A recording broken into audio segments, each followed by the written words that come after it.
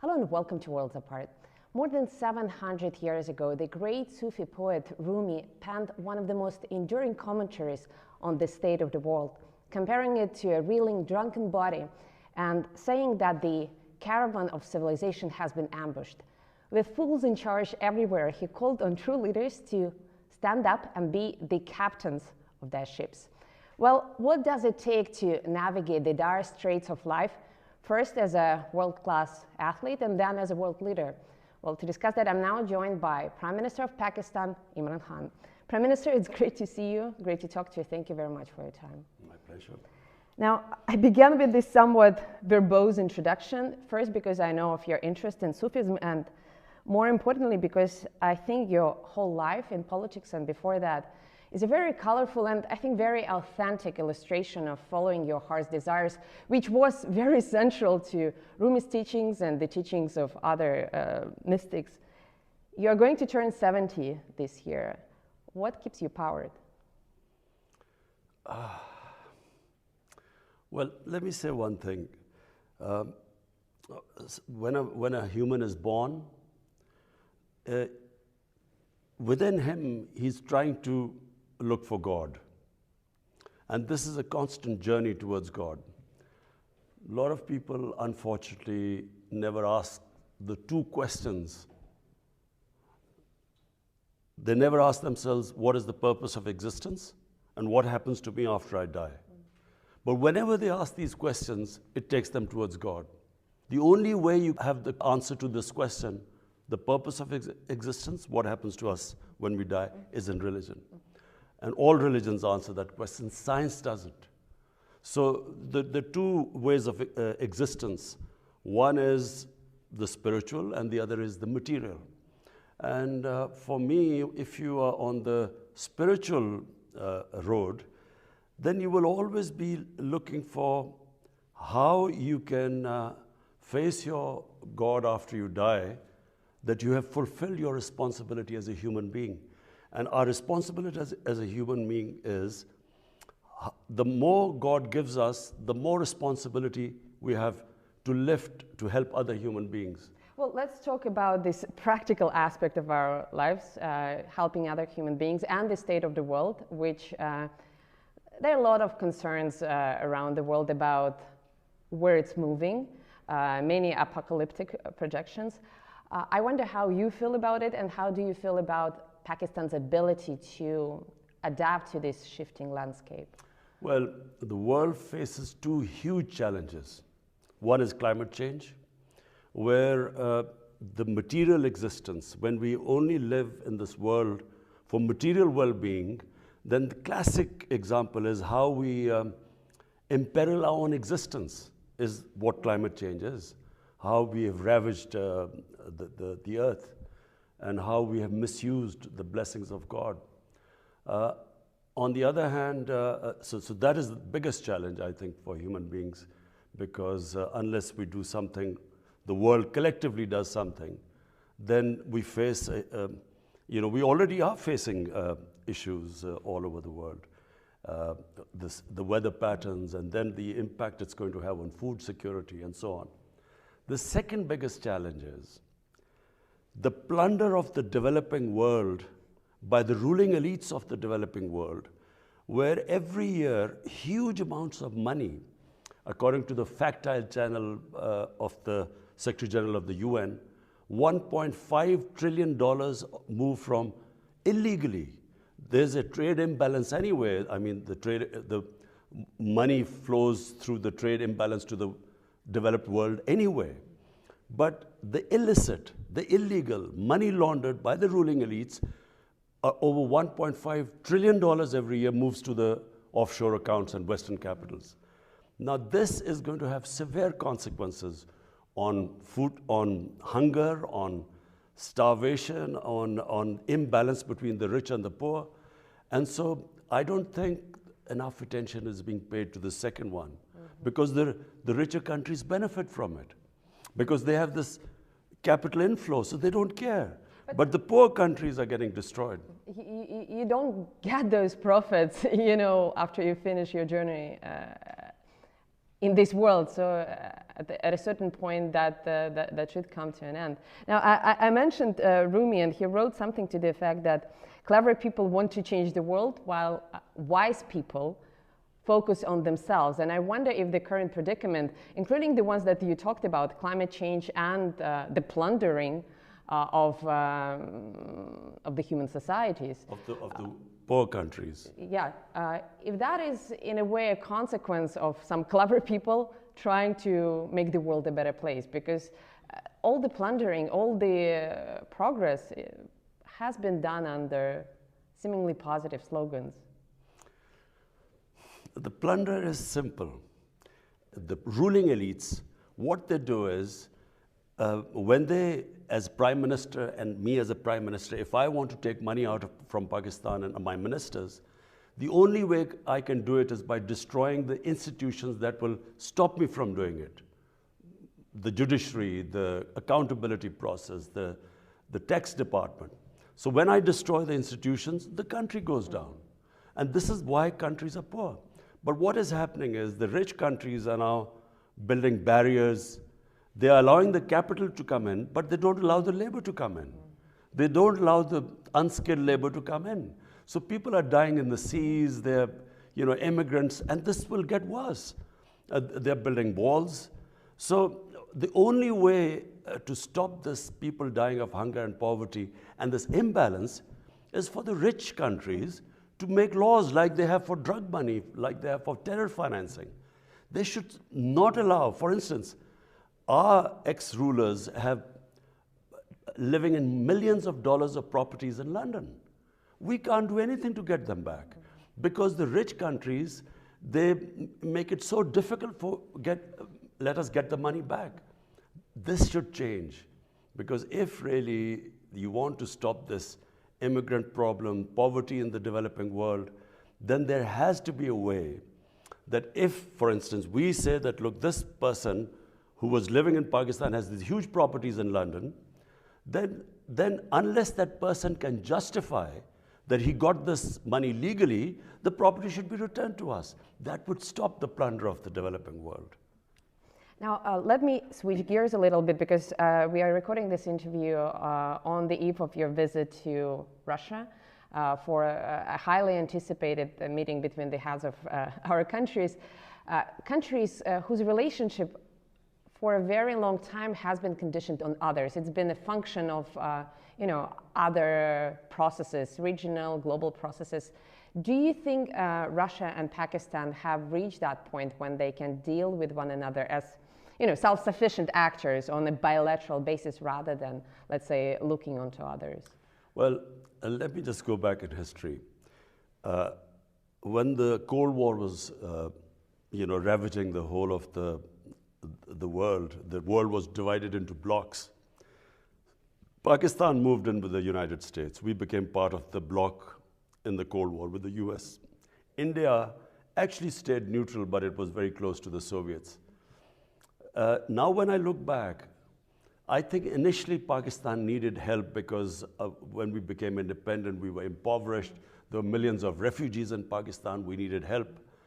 But, beyond 10 years or so, we should have then been non-aligned, independent country, stood on our own feet, not relied on aid. We became part of a bloc because we got foreign aid. When you look back, foreign aid is a curse for a country because you do not fix your own systems, you do not raise your own revenues, you don't increase your exports, you rely on handouts, and it stops a country evolving and developing and becoming self-reliant. So the world being divided into Cold War blocs and Pakistan becoming part of a bloc, when you look back, it stopped us from developing as a country. Well, you cannot go back, but you can change things moving forward. So do you think at this point? So when you learn from history, you learn from your mistakes. You have to know how to take the knocks. I guess that's your motto in life, right? You cannot move forward in life until you learn from your mistakes. So now what we want to do is not become part of any bloc. We want to have trading relationships with all countries.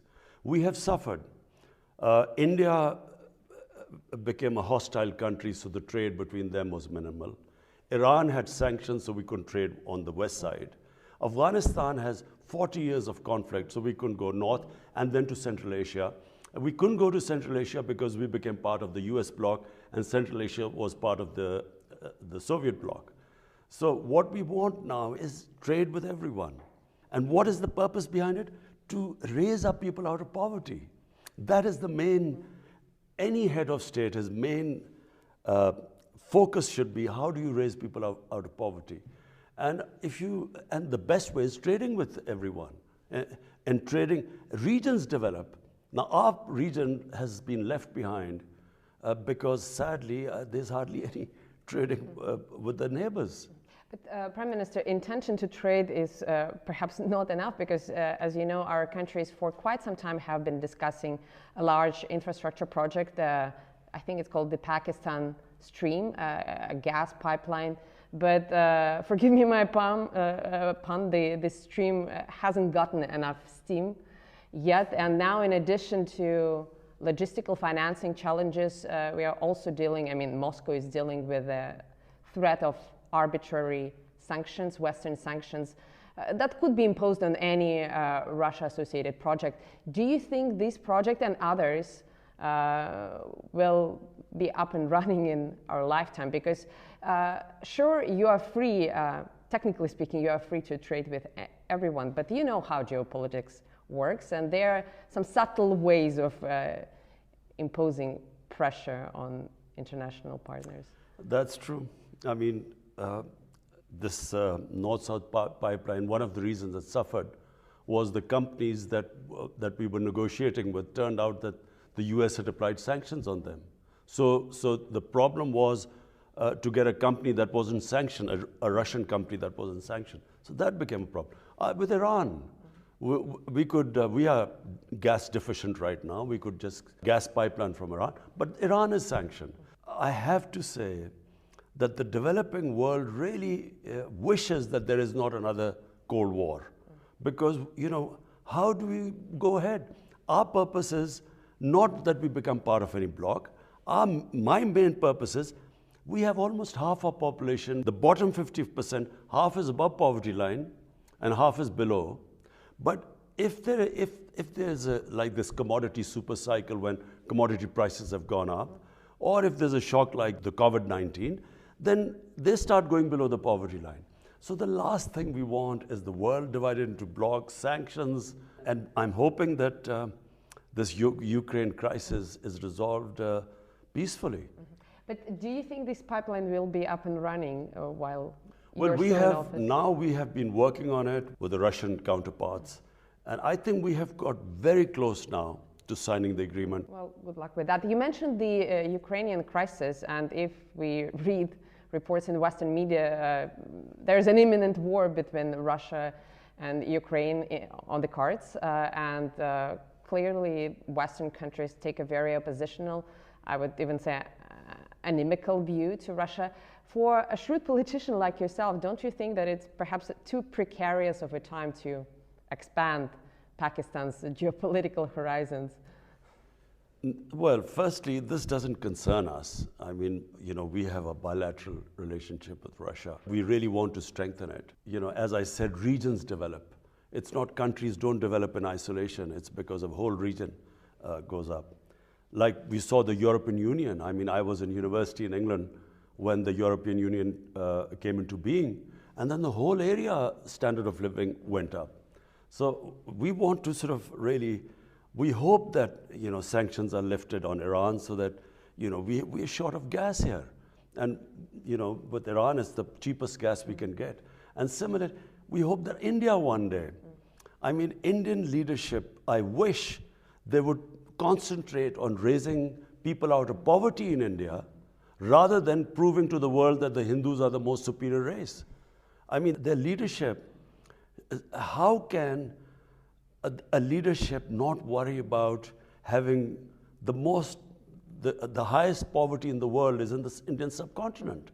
How could they not worry about it rather than trying to prove to the world that the Hindus are superior? Well, but Prime Minister, on the other hand, many nations go through such period. It could be a more or less painful historically, but the spell of nationalism has affected many countries historically.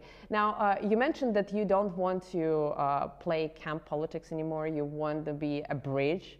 And this is a very admirable goal, also a very beautiful metaphor. I think Turkey or even Ukraine framed their foreign policy in such terms a few years back, but they were disappointed. What makes you believe that Pakistan can actually pull it off, being this bridge, let's say in Eurasia, when so many other countries attempted it and failed? Well, firstly, let me just say one thing. As a student of history, I do not believe that military conflicts solve problems. I believe they give rise to so many other problems. You go in to solve one problem. Supposedly, the US went into Iraq to fight Al-Qaeda, but in the end, ISIS came into being. If you look back, I mean, look at the conflict since 9/11. I mean, if a third party dispassionately did a proper analysis of so many people killed, what was achieved at the end? What happened in Afghanistan? 20 years of, God knows, hundreds and thousands of people dying. What was the achievement? So therefore, I'm not a believer in military conflicts. I believe the civilized societies resolve the difference through dialogue. And the countries that rely on military conflict have not studied history properly. Well, they have not studied history properly, and they haven't faced any accountability, because in this day and age, power still, decides what has to be done.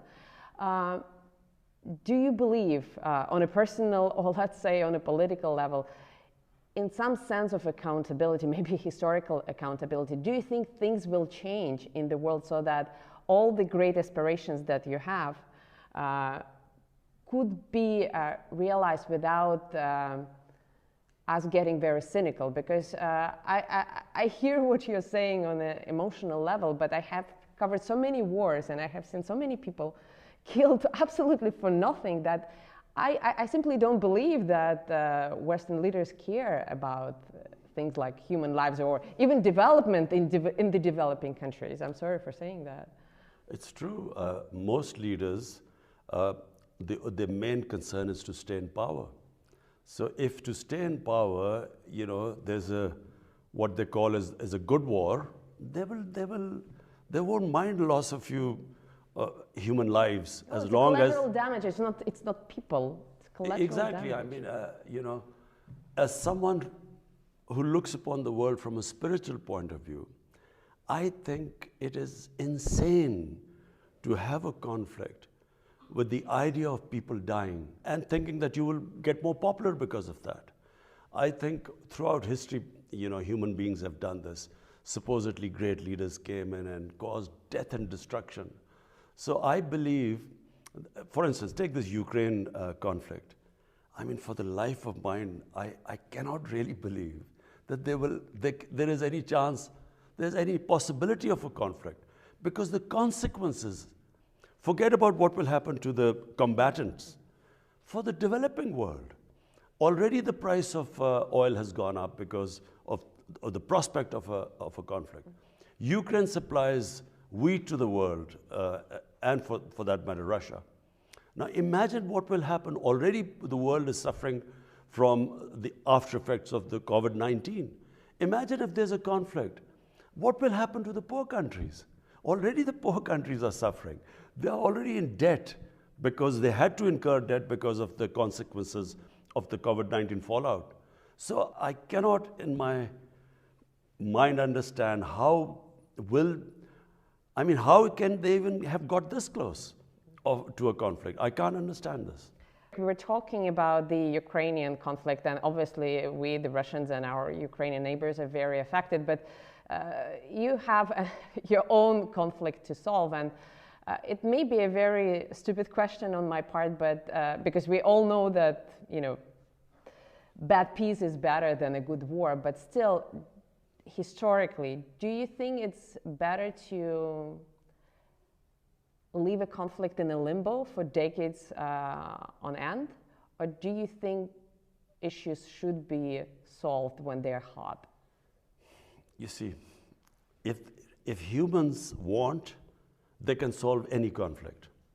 The problem is that the humans, the leaders, and I'm talking about the leaders, I'm sure people in Ukraine and in Russia, everyone understands that if there's a conflict, there will be consequences. Everyone will be worse. It's not about the people. People on either side don't want this conflict to happen. So exactly. But I think that the leadership in the countries is then stuck that if we withdraw from this position, what will be the consequences to us politically? Because politically there are consequences always. And I think it takes very powerful, great leaders who rise above this and who think about the effects on the human beings. I do want to ask you about great leadership, but very quickly, I know that you have tried to deal with your mutual grievances with India over Kashmir, and I'm sure you're not satisfied with the results of those efforts. Are you going to leave that issue to your successors, or are you still hoping to try something new? You know, when my party came into power in 2018, first thing I did was to reach out to India. And I told them, you know, our only issue is Kashmir. Let's sit down on the table and resolve it. Let's have a roadmap. But I didn't realize, you know, and remember, I'm the one who knows India better than anyone because cricket is a passion, you know, in the subcontinent.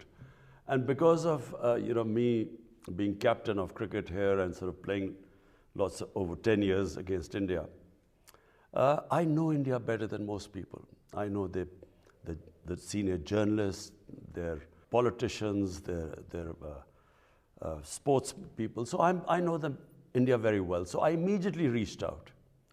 But then I discovered, to my horror, that this is not the India I used to know, because it's been taken over by this mad ideology.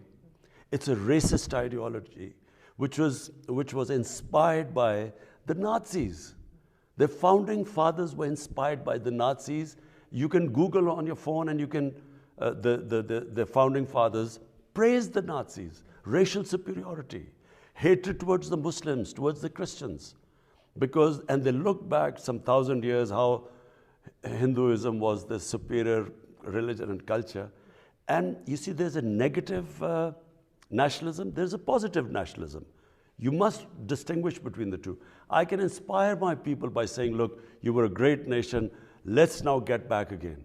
But if I say you were a great nation, but because of these other human communities, you could not reach the top, so shift the hatred towards them, there is always bloodshed. Prime Minister, I'm sure your counterpart in New Delhi would disagree, but if Prime Minister Modi wants to share his own views, we would be more than happy to travel to New Delhi and interview him on that. Listen, I would love to debate with Narendra Modi on TV. I would love to talk. But you know, before we organize this debate, and by the way, RT would be happy to moderate it, me personally, but I have an editor It would be so good for over 1 billion people on the subcontinent if we can resolve our differences through a debate rather than through... That would be amazing. But before we go there, I have an editor who is a huge cricket fan, and he follows cricket and obviously your fate also very, very closely. And he told me that your team haven't toured India since 2013, while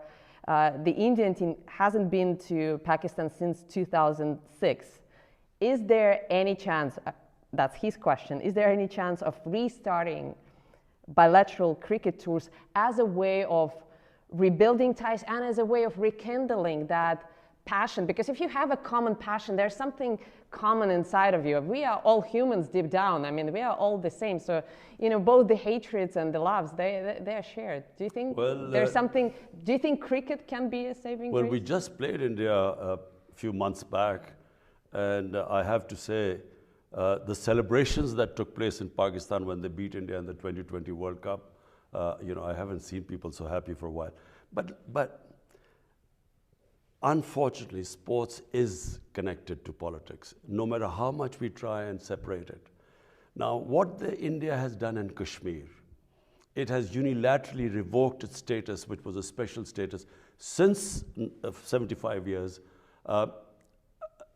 guaranteed the United Nations Security Council guaranteed the people of Kashmir the right to self-determination. So through their own democratic right, they could decide whether they wanted to be Pakistan or India. When they revoked that right, and that was 5th August 2018, that's when, unfortunately, things have got worse. Now, if we try to pretend everything is normal, it means Pakistan has abandoned the people of Kashmir. So therefore, you know, we played in a third country like, you know, this World Cup. But bilateral ties, I think, will have to wait till there's some sort of a breakthrough here. Now, let me ask specifically about Pakistan, because this year marks the 75th anniversary of your country coming into being, and the figure of Muhammad Ali Jinnah still looms large with his philosophy of marrying modernity with traditional grassroots culture. And I think it's not only in Pakistan, but I see this philosophy coming to prominence all around the world, even in Russia. I think Vladimir Putin subscribes to a similar brand of enlightened conservatism. When you see progressive things around the world, you benefit from them, but you stay true to your sort of your inner core, your collective soul. Why do you think it's becoming so popular around the world? Why is it so appealing? Because whenever you try and superimpose another culture on a nation, it doesn't work. You know, colonialism, what did it do? What the colonialists created was a thin lot of people who imitated the colonialists, who in Pakistan would be called the westernized elite. But there was a big gap between them and the rest of the population. So nations evolve organically. They borrow from all over the world, but they are rooted in their own culture and history. If you cut that off, I mean, it has severe consequences all over the world. When you cut off a country from its roots, a nation, and try and ape another culture, they become neither one thing or the other. In Urdu, we say neither a teeter or a bater, neither quail or a partridge.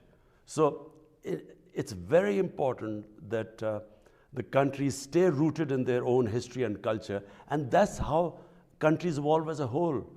What has happened after colonialism is that you have a tiny set of elite which pretends that they're Western, and the gap between them and the rest becomes wider and wider. It's what happened in Iran.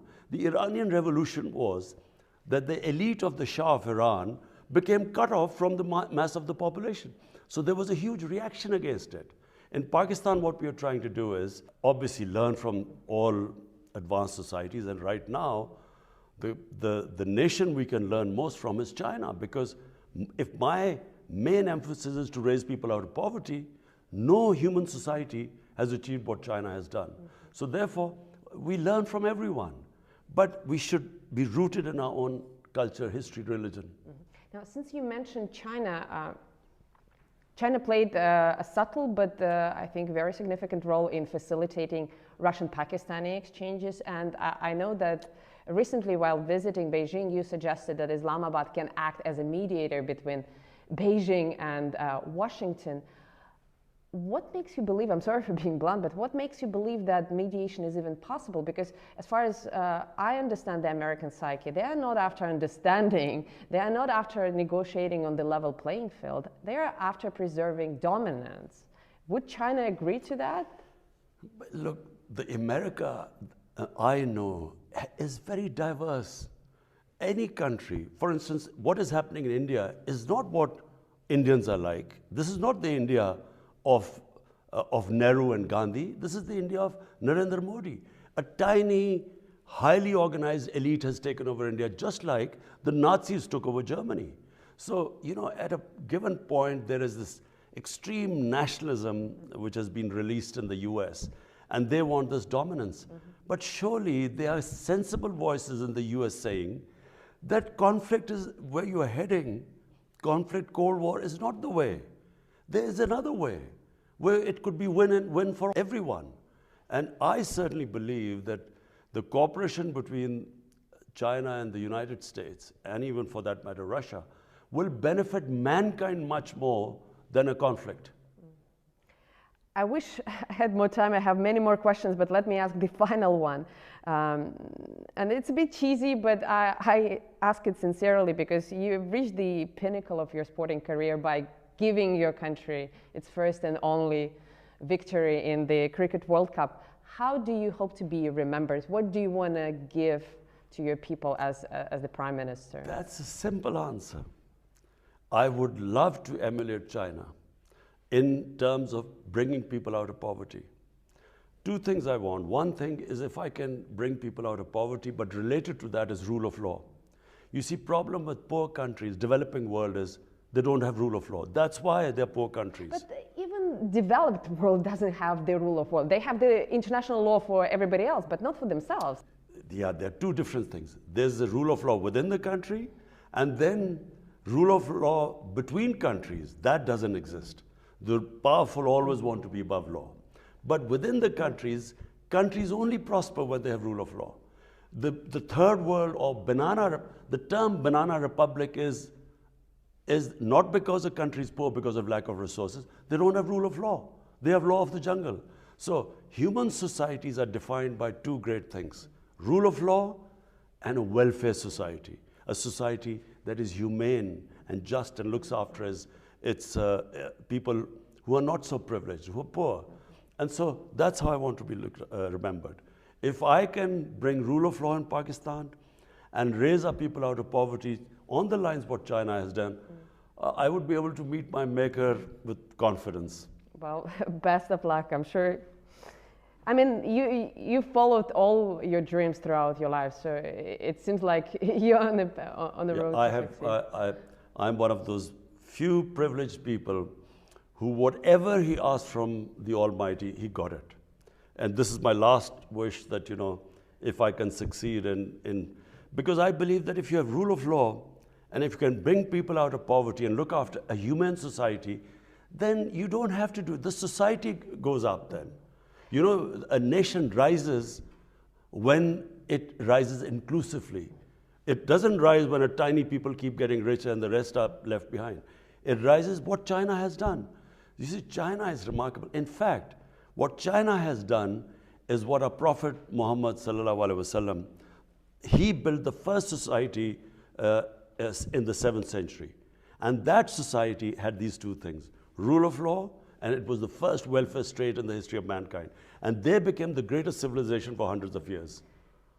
Can I ask you one last question? Because you mentioned the Almighty, and I've been an observer of global politics for quite some time, to believe that any leader can succeed with the help, can only succeed with the help of a higher spirit, whatever we call it. I mean, you know, we have many religions, but at the end of the day, the spirit is one and only. And that force, that higher force, demands of you being true to yourself, being true to the cause that you are serving. But politics is such a field that is impossible to operate in without manipulation. How do you balance this need to be effective, if you will, and to be true to the power that powers you? Very simple. You compromise to reach your objective. You never compromise on the objective itself. So as long as I make all the compromises to get to where I'm very clear. I explained to you rule of law and welfare state. But if I find that I have to compromise where my objective is going to be affected, then I don't compromise. Well, Prime Minister, it's been a great pleasure talking to you. I hope your team receives as much hospitality as we've benefited from here. Best of luck in Moscow, and best of luck for your endeavors. I'm looking forward to my trip to Moscow. Thank you.